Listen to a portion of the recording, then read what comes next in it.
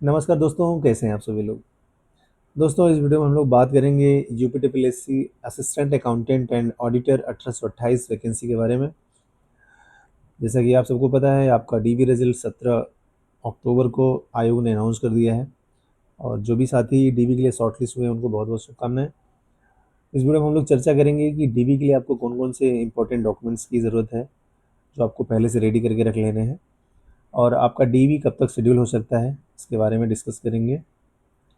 और वीडियो के लास्ट में हम लोग इसकी जो डीवी रिजल्ट के बाद आपकी जो फाइनल संभावित कट ऑफ क्या हो सकती है, इसके बारे में हम लोग चर्चा करेंगे। ठीक है दोस्तों, तो आइए देख लेते हैं कौन कौन से डॉक्यूमेंट्स आपको रेडी करके रखने हैं।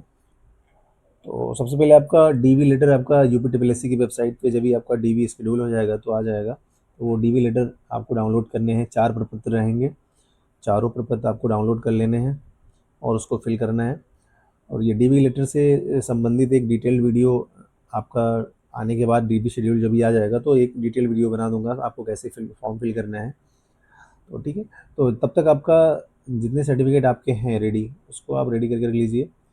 इसमें आपका 10th का आपका मार्कशीट और सर्टिफिकेट, इसका आपका कम से कम 3 से 4 सेट आप बना के रख लीजिए। ठीक है, जिनका मार्कशीट और सर्टिफिकेट अलग अलग है वो अलग अलग निकाल ले प्रिंट और सेट बना ले। जिनका एक ही में है, कंबाइंड है, जिनका मार्कशीट कम सर्टिफिकेट, उनका कोई दिक्कत नहीं है, आप वैसे ही आप एक ही कॉपी निकाल लीजिए। ठीक है, इस तरह से। इसके बाद आपका 12th का भी सेम मार्कशीट और सर्टिफिकेट का कॉपी रख लीजिए। नेक्स्ट है आपका बीकॉम की मार्कशीट, आपकी फर्स्ट ईयर, सेकेंड ईयर और थर्ड ईयर तीनों ईयर की आपकी मार्कशीट की कॉपी लगेगी। इनकी भी आप कॉपी निकाल लीजिए। इसके साथ साथ आपको डिग्री भी निकालनी है। ठीक है, डिग्री का भी कॉपी लगेगा आपका, तो इसको भी आप रेडी रेडी करके रख लीजिए। जिनकी डिग्री नहीं है, अभी भी आपके पास टाइम है, आप अप्लाई कर दीजिए अभी भी डिग्री। आजकल डिग्री आसानी से मिल जाती है, ऑनलाइन भी। तो आप ऑनलाइन अप्लाई कर सकते हैं डिग्री के लिए भी, आपकी डिग्री आ जाएगी। और अगर डिग्री नहीं आ पाती है तो आप प्रोविज़नल के लिए अप्लाई कर दीजिए, तो उससे भी आपका काम चल जाएगा। बट बाद में आपको सबमिट करना पड़ेगा आपकी जो भी डिग्री रहेगी। ठीक है दोस्तों, इसके बाद जिनके पास बीकॉम नहीं है वो पीजी डिप्लोमा इन अकाउंटेंसी का सर्टिफिकेट भी लगा सकते हैं। Post graduate diploma in accountancy, ये क्वालिफिकेशन में था, अदर देन जो जिनके पास बीकॉम नहीं है उनके लिए। तो ये भी आप लगा सकते हैं, इसका भी आपको रेडी करके रखना है। इसके बाद दोस्तों आपका ओ लेवल सर्टिफिकेट, आपका इसकी भी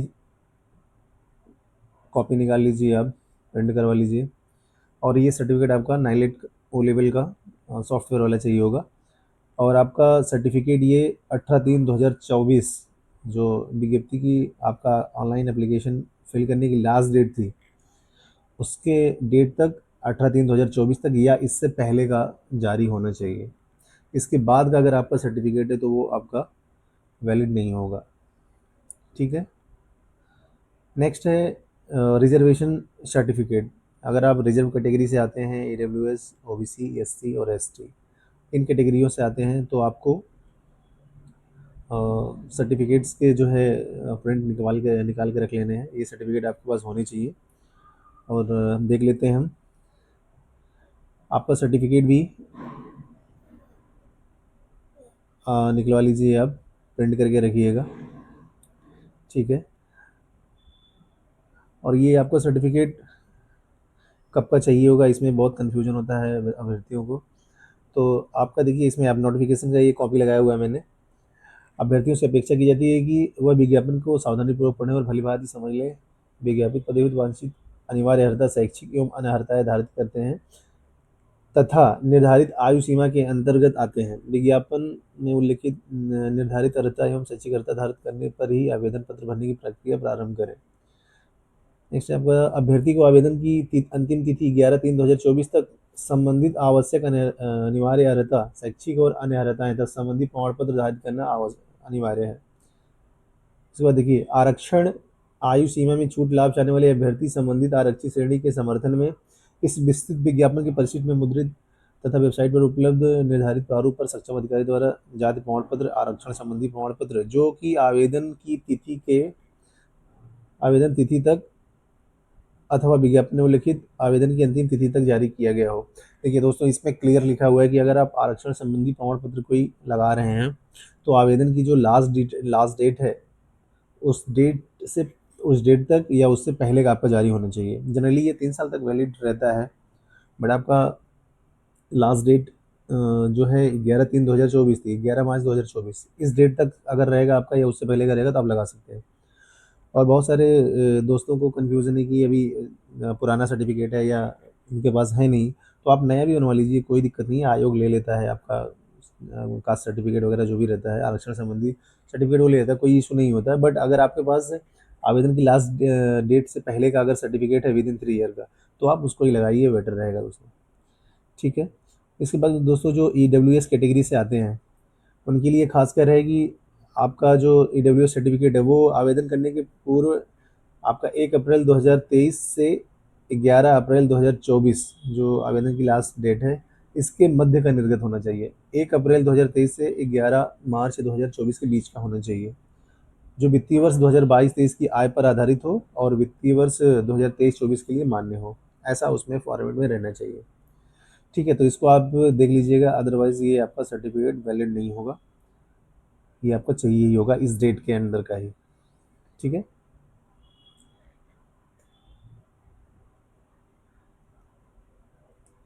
नेक्स्ट है दोस्तों आपका डोमिसाइल सर्टिफिकेट। ठीक है, डोमिसाइल सर्टिफिकेट आपका भी दोस्तों कोई सा भी चल जाएगा, आप नया भी लगा सकते हैं, पुराना भी लगा सकते हैं, कोई इशू नहीं है। ये आप रेडी करके रखिएगा। अगर आप रिजर्व कैटेगरीज का लाभ लेना चाहते हैं तो आपको डोमिसाइल सर्टिफिकेट लगाना पड़ेगा। इसके अलावा आपका गवर्नमेंट आईडी, आपका आधार कार्ड, पैन कार्ड, इस तरह की डॉक्यूमेंट्स आपके जो हैं आपको रेडी रखने हैं। और इसके साथ आपका फ़ोटो की हार्ड कॉपी आप निकलवा लीजिएगा, 6 से 8 कॉपी लगभग एनफ रहती है दोस्तों, इतनी कॉपी आप निकाल के रखेंगे।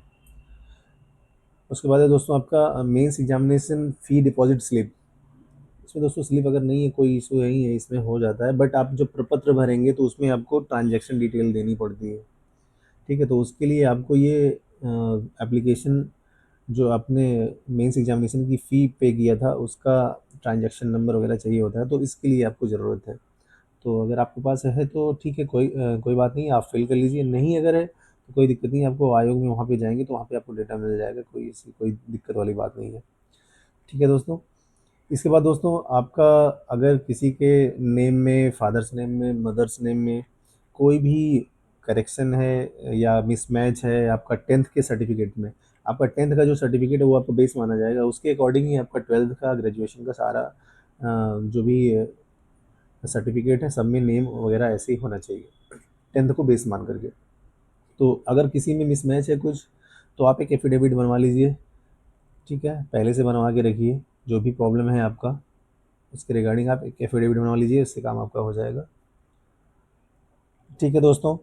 नेक्स्ट दोस्तों हम लोग बात करते हैं कि आपका डीवी कब तक शेड्यूल हो सकता है, कब तक आपका डीवी एक्सपेक्टेड है। तो दोस्तों आपका डीवी नवंबर के मिड नवंबर तक एक्सपेक्टेड है, क्योंकि अभी तो आपका नवंबर में 11 से 13 नवंबर तक तो ये मंडी सचिव का डीवी शेड्यूल हुआ है, तो इसके बाद ही आपका डीवी शेड्यूल होने की संभावना है।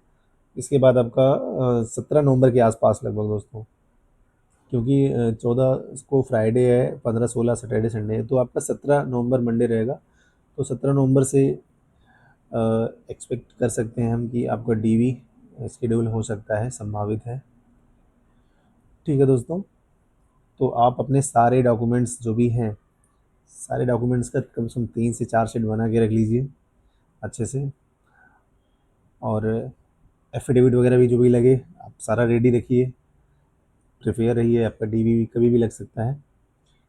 तो नेक्स्ट हम लोग दोस्तों बात करेंगे जो ऑडिटर एंड असिस्टेंट अकाउंटेंट 530 की वैकेंसी थी, इसके फाइनल रिजल्ट के बारे में दोस्तों। क्योंकि अभी इस वैकेंसी के 1828 वैकेंसी में और 530 वैकेंसी में बहुत सारे कैंडिडेट कॉमन है, तो ओवरलैपिंग के चांसेस हैं। तो जब तक 530 का रिजल्ट नहीं आ जाता है तो समस्याएं तो हैं। अगर आपका 530 का रिजल्ट नहीं आता है फाइनल, तो 1828 में जाहिर सी की बात है कि ये बच्चे भी डीवी करवाएंगे, तो ओवरलैपिंग की कंडीशन बनेगी दोस्तों। तो आयोग से उम्मीद यही रहेगी कि आपका 5:30 का फाइनल रिजल्ट आ जाए, उसके बाद ही आपका ये डीवी शेड्यूल करें। तो देखते हैं दोस्तों, आपका नवंबर मिड नवंबर से पहले पहले अगर रिजल्ट आ जाता है तो अच्छी बात रहेगी, तो बहुत सारे अभ्यर्थियों का भला हो जाएगा।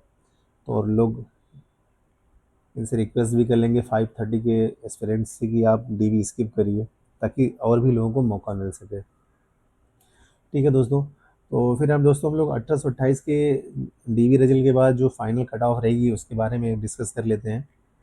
फाइनल कट ऑफ से पहले दोस्तों हम एक चीज़ क्लियर कर देना चाहेंगे कि ये जो फाइनल कट ऑफ है, ये संभावित कट ऑफ है।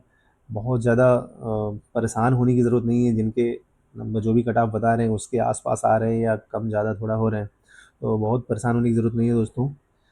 जस्ट एक संभावित कट ऑफ है, और ये कट ऑफ डिपेंड करेगी 530 के फाइनल रिजल्ट पर भी, क्योंकि अभी तो ये मैंने इसमें अलग नहीं किया हुआ है। 530 के रिजल्ट के बिना ही ये कट ऑफ मैंने एक्सपेक्टेड कट ऑफ जो आपकी जा सकती है वो हमने बनाया हुआ है। तो बहुत परेशान नहीं होंगे दोस्तों। तो जितना लोग डीवी स्किप करेंगे और जितने अभ्यर्थी इनवैलिड होंगे उस पर भी ये कट ऑफ डिपेंड करेगी। तो बहुत ज़्यादा परेशान नहीं होंगे, इनका भी नंबर कम हो रहा है। ठीक है, नेक्स्ट हम लोग बात करते हैं कट ऑफ की। देखिए ये दोस्तों थी आपकी डीवी की कट ऑफ। आपकी जनरल की 33.75 आपकी कट ऑफ गई थी जनरल की। इसमें दोस्तों आपका 43 ±2 जिन अभ्यर्थियों के हैं वो फाइनल रिजल्ट के लिए एक्सपेक्ट कर सकते हैं। ठीक है, ये जनरल कैंडिडेट का है। और एससी कैंडिडेट के लिए आपका 16 से 17 मार्क्स के बीच में जिनके आ रहे हैं, इसमें प्लस माइनस 1-2 कर सकते हैं दोस्तों। तो आप अपना फाइनल रिजल्ट के लिए अपना कंसिडर कर सकते हैं। एसटी की अनुसूचित जनजाति की आपकी 14 से 15 नंबर के आसपास कट ऑफ रहने की उम्मीद है, क्योंकि दोस्तों इसमें ठीक ठाक सीटें हैं, तो कैंडिडेट कम है इसमें, तो बहुत ज़्यादा इसमें कट ऑफ जाने की संभावना नहीं है। नेक्स्ट है आपका ओबीसी का। ओबीसी की कट ऑफ दोस्तों आपका 40 ±2 के आसपास रह सकती है। जिनके कम है दोस्तों 1-2 नंबर, 38, 40, 41, 42 इसके आसपास रह सकती है कट ऑफ दोस्तों। जिनके थोड़ा सा कम मार्क्स भी वो परेशान नहीं होंगे दोस्तों, क्योंकि आपका 5:30 का रिजल्ट आएगा तो कट ऑफ इससे कम ही जाएगी, तो बिल्कुल भी परेशान नहीं होंगे। बस ये रिक्वेस्ट रहेगी आयोग से कि आपको 5:30 का फाइनल रिजल्ट पहले दे दे, उसके बाद ये डीवी कराए। और आप लोग भी अपने दोस्तों से, साथियों से, जो भी आज पास पड़ोस में पहचान के होंगे, उनसे आप रिक्वेस्ट कर लीजिएगा कि भाई आप अपना डीवी स्किप कर दीजिए। ठीक है, ईडब्ल्यूएस का दोस्तों 39 ±1 इसके आसपास रह सकती है कट ऑफ। और क्षेत्रीय आरक्षण में देखें तो आपका स्वतंत्रता संग्राम सेनानी के आश्रित और दिव्यांग जो जन है, इनका 2 से 3 नंबर ही दोस्तों बढ़ने के चांसेस हैं। ठीक है, इनके कट ऑफ 2 से 3 नंबर बढ़ेंगे मैक्सिमम। महिलाओं में भी आपका जिन अभ्यर्थियों के 18 से 18 मान लीजिए, प्लस माइनस 2 कर सकते हैं इसमें। ठीक है, इसके आसपास जिसके हैं उनका फाइनल होने के चांसेस हैं। और इसमें आपका एक सर्विसमैन और जो उत्कृष्ट खिलाड़ी हैं, इनके भी कट ऑफ में 2 से 3 नंबर दोस्तों, बहुत ज़्यादा नहीं बढ़ेगी इनकी भी कट ऑफ। 2 से 3 नंबर का ही अंतर देखने को मिलेगा इसमें कट ऑफ में, फाइनल कट ऑफ में। हो सकता है कि इतनी ही रहे या इससे 1-2 नंबर बढ़ जाए। ठीक है दोस्तों, तो ये है दोस्तों आपकी expected cut off final result की। तो जो भी साथी सेलेक्ट हुए हैं डीवी के लिए, सबको बहुत बहुत सब शुभकामनाएं वंस अगेन। और आप लोग अच्छे से अपना डीवी कराइए, सब सारे डॉक्यूमेंट्स रेडी करके रखिए। और आयोग से उम्मीद रहेगी कि 5:30 के फाइनल रिजल्ट के बाद ही ये आपका डीवी का शेड्यूल आए, और आपका ताकि ज़्यादा से ज़्यादा अभ्यर्थियों को फाइनल रिजल्ट में मौका मिल सके दोस्तों। नहीं तो फिर से 1262 में जैसे बहुत सारी सीटें वैकेंट रह गई हैं, इस तरह से कंडीशन बनेगी और सीटें खाली चली जाएंगी। बिकॉज जो जो साथी 530 में ज्वाइन कर लेंगे वो 1828 में ज्वाइन करेंगे नहीं, और डीवी करा लेंगे तो फिर सीट वो खाली की जाएगी। ठीक है दोस्तों, तो जिनके भी इन नंबरों के आसपास बन रहे हैं दोस्तों, वो अपना कंसिडर कर सकते हैं फाइनल के लिए। जिनके कुछ कम है दोस्तों, वो भी परेशान ना होएं, और इंतज़ार करते हैं दोस्तों, देखते हैं, लेट्स होप फॉर बेटर। ठीक है दोस्तों, जो भी साथी नए जुड़े हैं चैनल पे, चैनल को सब्सक्राइब जरूर करें दोस्तों, सपोर्ट करें। मिलते हैं नेक्स्ट वीडियो में। Thank you so much.